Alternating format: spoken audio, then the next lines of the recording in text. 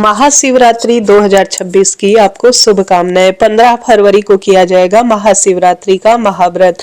आइए जानते हैं उपाय, पूजा विधि, व्रत कैसे करें, व्रत में क्या खाना है क्या नहीं, व्रत कब खोलना चाहिए, संपूर्ण नियम इस वीडियो में जान लेंगे तो बड़ी सरलता आपके लिए रहेगी। सबसे पहले आप सभी पति पत्नी, अगर आप सुहागिन हैं तो अच्छी तरह से मेहंदी लगाकर सुसज्जित होकर और साथ ही अपनी मांग में सिंदूर इत्यादि भरकर श्री शिवाय नमस्तुभ्यम महामंत्र का जाप करते हुए साथ में पति पत्नी अगर इस पूजा को करते हैं तो सौभाग्य बढ़ता है, संतान हमेशा सुख पाती है और दुर्भाग्य दूर होता है। आप घर में पार्थिव शिवलिंग बना सकते हैं या आपके घर पर जो भी शिवलिंग विराजित है उसका आप पूजन करें। आप स्क्रीन पर देख पा रहे होंगे शिवलिंग कैसे रखा जाता है। आपके घर पर जो शिवलिंग है वह उत्तर दिशा की ओर मुख करता हुआ होना चाहिए, इस बात का आप ध्यान रखें। शिव मंदिर में तो आप पूजा करें ही, साथ में घर में भी छोटा सा शिवलिंग लेकर आइए और उसका पूजन निश्चित रूप से करें। इससे सौभाग्य बढ़ता है, नवग्रहों की दशा सुधरती है, महादेव और शिव जी का घर में वास होता है। तो प्रत्येक जन को, छोटे बच्चे से लेकर बड़े बच्चे को, हर एक व्यक्ति को यह शिव पूजा शिवरात्रि के दिन करनी चाहिए। सुबह इस तरह से पूजा करें, शाम को प्रदोष काल में भी इसी तरह से पूजा करें, नहीं तो एक समय भी पूजा पर्याप्त है। 4 पहर की पूजा कैसे की जाती है जानना चाहते हैं तो कमेंट्स में बताएं, मैं उसे भी आपको करके दिखाऊंगी। इस दिन 4 पहर की पूजा का बड़ा महत्व है। स्क्रीन पर आप देख पा रहे होंगे मैंने शिव पार्वती की मूर्ति, प्रतिमा जिसमें संपूर्ण शिव परिवार है, नंदी बाबा भी है, विराजित कर लिए हैं। उस पे ही गणेश जी महाराज भी विराजित है। महादेव को सफेद, लाल, पीला सब रंग प्रिय है, तो चौकी पर या तो सफेद या लाल पीला वस्त्र बिछा लीजिए। पूर्व या उत्तर दिशा की ओर आपका मुख होना चाहिए। पूजा करते समय दक्षिण दिशा ना हो, इस बात का ध्यान रखें। साल भर की सबसे बड़ी पूजा है, चाहे तो कलश स्थापना बहुत उत्तम परिणाम देता है, कर सकते हैं, नहीं तो कोई दिक्कत नहीं। कलश स्थापना बिना भी आप अपने पूजन को पूर्ण कर सकते हैं, संभव हो तो कीजिएगा, क्योंकि कलश में सभी देवी देवता वास करते हैं और सौभाग्य का यह विषय होता है। और यह पूजा दिन रात की सबसे सुंदर पूजा होती है और दूसरे दिन कलश को यहाँ से हटाया जाता है और शिवरात्रि की पूजा करने के बाद दूसरे दिन ही चौकी इत्यादि विसर्जित की जाती है।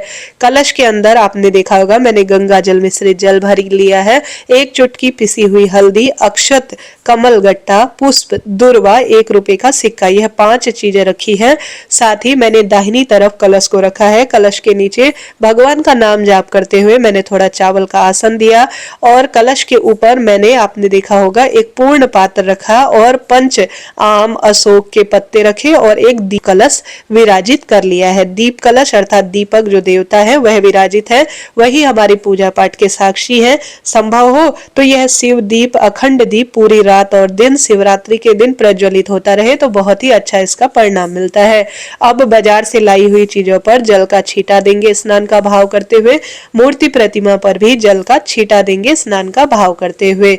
अब आप सभी के पास घर पर जो शिवलिंग है उसके अभिषेक कराने की बारी है। 1 कटोरी में कच्चा दूध, कभी भी उबला हुआ दूध नहीं, कच्चा दूध जो कि गौ माता का हो या गौवंश किसी का भी हो, कच्चे दूध में दूध, दही, घी, शक्कर, शहद, यह 5 चीजें किसी कटोरी में मिला दीजिए और गंगाजल मिश्रित जल 1 लोटे में बना लीजिए। सबसे पहले शिव का अभिषेक करने के लिए गंगाजल मिश्रित जल का प्रयोग करें, फिर पंचामृत प्रयोग करें, फिर शुद्ध जल से शिव का अभिषेक करें।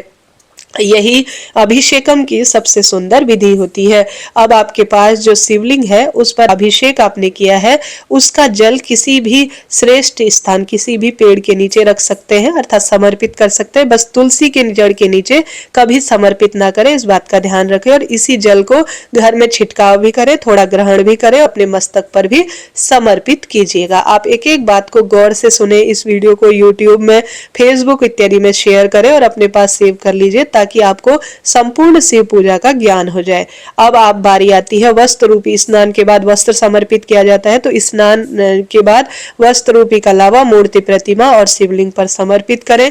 साथ के साथ 5 स्थानों पर चंदन लगाए। स्क्रीन पर देख पा रहे होंगे गणेश जी, माता अशोक सुंदरी, कार्तिकेय भगवान, माता रानी का हस्तकमल और शिवलिंग, इन 5 स्थानों पर मैंने चंदन लगाया। और इसी तरह मूर्ति पर भी आपको गणेश जी के स्थान पर नंदी बाबा, माता रानी का सिंह, कार्तिकेय भगवान सभी मूर्ति पर विराजित है। अस्त्र शस्त्र सभी पर चंदन लगाएं।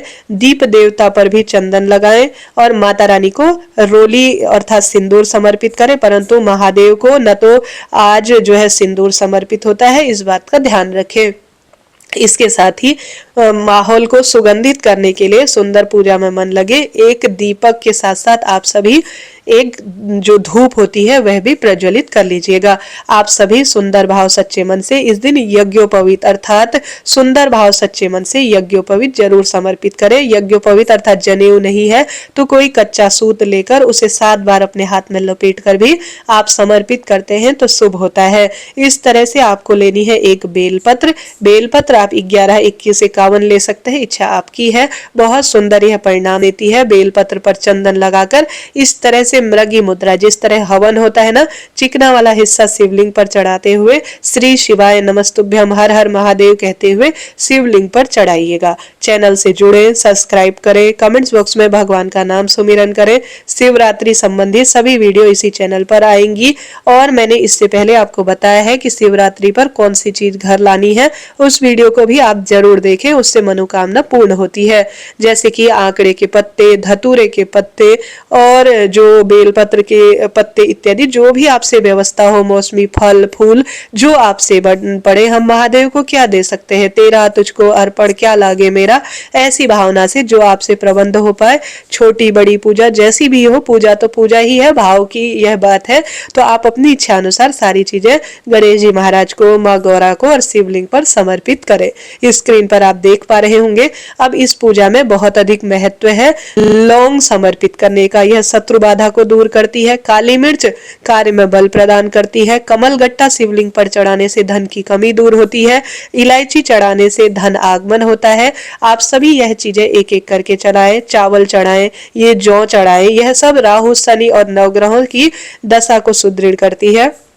जितनी साल भर की शिवरात्रि आती है, महीने की हर शिवरात्रि आती है, वह शिवरात्रि का फल मात्र इस शिवरात्रि के व्रत को करने से प्राप्त हो जाता है। तो इस शिवरात्रि का व्रत आपको सबको करना चाहिए।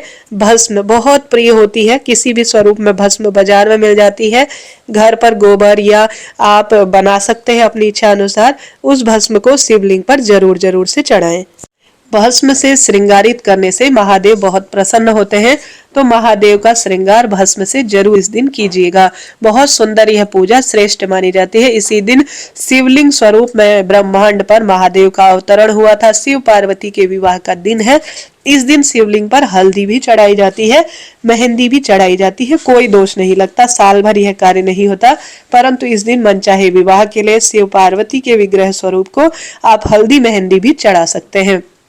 इसके साथ ही मौसमी फल जैसे कि बेर और जो भी फल इस समय मिल जाए, धतूरे का फल और ड्राई फ्रूट वगैरह और जो भी आपके पास व्यवस्था हो, वह सभी चीजें समर्पित करें आप शिव पार्वती को। साथ ही एक नारियल, जो कि संतान की लंबी उम्र, सौभाग्य के लिए कहा जाता है, नारियल में इस तरह से कलावा लपेट कर कुछ दक्षिणा रखकर शिव पार्वती को स्पर्श कर कर आप जरूर समर्पित करें। बाद में इसे प्रसाद स्वरूप ग्रहण कर सकते हैं, किसी मंदिर में दान कर सकते हैं। दक्षिणा में भी दान कर दीजिएगा, उत्तम माना जाता है। देखिए, किसी भी पूजा में कमी के लिए दक्षिणा समर्पित की जाती है, बाद में इनका दान सौभाग्य देता है। मैं काले तिल चढ़ाना भूल गई थी, वह भी आप जरूर चढ़ाएं। इसी तरह शिव मंदिर में पूजा करें, इसी तरह घर पर कर सकते हैं। बिना कलश स्थापना के भी जल्दी ही चैनल पर वीडियो आएगा, आप चिंता ना करें। इसके साथ ही माँ पार्वती को सुहाग सामग्री कम ज्यादा 4-5 जितनी भी आपके पास हो, आप नई सुहाग सामग्री माँ पार्वती को समर्पित करें, इससे सौभाग्य बढ़ता है। इस सुहाग सामग्री को थोड़ा आप लीजिएगा, बाकी का दान कर दीजिएगा। फिर आप सभी शिव चालीसा, शिवरात्रि व्रत का थोड़ा सा अपने हाथ में पुष्प लेकर जरूर जरूर से सुने। अब शिवरात्रि व्रत कैसे किया जाता है? देखिए, शिवरात्रि व्रत जैसे कि एक दिन त्रयोदशी की रात को आपको प्याज लहसुन नहीं खाना है।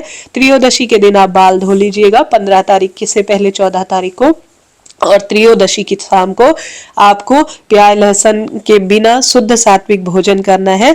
और चतुर्दशी अर्थात जिस दिन शिवरात्रि का व्रत हो, जल्दी उठे, काला तिल और गंगा जल मिश्रित जल से स्नान करें। उसके बाद सूर्य भगवान को जल चढ़ाएं, आप स्क्रीन पर देख पा रहे होंगे मैंने एक कपूर लिया है जिससे मैं आरती गा रही हूँ। ओम जय शिव ओमकार, ये वाली आरती गाइएगा और पूजा में रही कमी के लिए क्षमा प्रार्थी होइएगा। दूसरा दीपक जरूर जलाएं, उसे दीपक से पूजा नहीं की जाती है।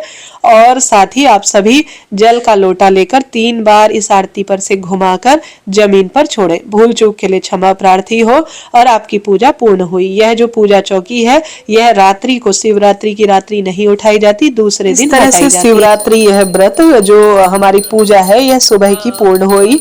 इसी तरह से यहीं पर आप शाम को प्रदोष काल की पूजा भी कर सकते हैं। 4 पहर की पूजा भी यहीं पर की जाएगी। अब व्रत में क्या खाना चाहिए, जैसे सुबह आपने व्रत किया, पूजन इत्यादि किया, संकल्प लिया, उसके बाद आप चाय पी सकते हैं, फलाहार खा सकते हैं, दूध दही और फल इत्यादि का जो सेवन है वह किया जाता है, कोई दिक्कत की बात नहीं। रात्रि को भी आप फलाहार ही कीजिएगा, रात्रि को इस व्रत को नहीं खोला जाता। यह शिवरात्रि का व्रत है, पूरे दिन और रात्रि व्रत किया जाता है। दूसरे दिन अर्थात 16 तारीख को आप सभी पूजा इत्यादि करने के बाद अपने व्रत को शिव पर चढ़ाए गए प्रसाद के साथ खोल लीजिएगा। इस तरह से यह पूजा होती है। यह पूजा बहुत बड़ी मानी जाती है जो कि सुख सौभाग्य के लिए होती है, दुख दारिद्रता को दूर करने के लिए कही गई है। शिवरात्रि से संबंधित सभी चैनल पर वीडियो धीरे धीरे आएगी।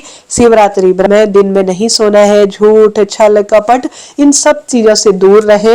एक दिन पहले साबुन शैम्पू से बाल धो लीजिएगा। शुद्ध सात्विक चीजों का ही पूजा में प्रयोग करें, शुद्धता का ध्यान रखें और सुंदर लाल पीले वस्त्र पहने, शिव मंदिर के दर्शन करें, बेलपत्र वृक्ष का पूजन करें, पार्थिव शिवलिंग का पूजन करें। यह पूजा कोई सामान्य नहीं है, बहुत बड़ी पूजा मानी जाती है और साल भर की सबसे बड़ी शिव पूजा में से एक है। अभी के लिए इतना ही। शिवरात्रि व्रत से संबंधित मेरी वीडियो और मेरी मेहनत आपके लिए सफल रही हो तो जय श्री कृष्ण या श्री शिवाय नमस्तुभ्यम लिखिएगा। कोई प्रश्न हो वह भी आप पूछ सकते हैं।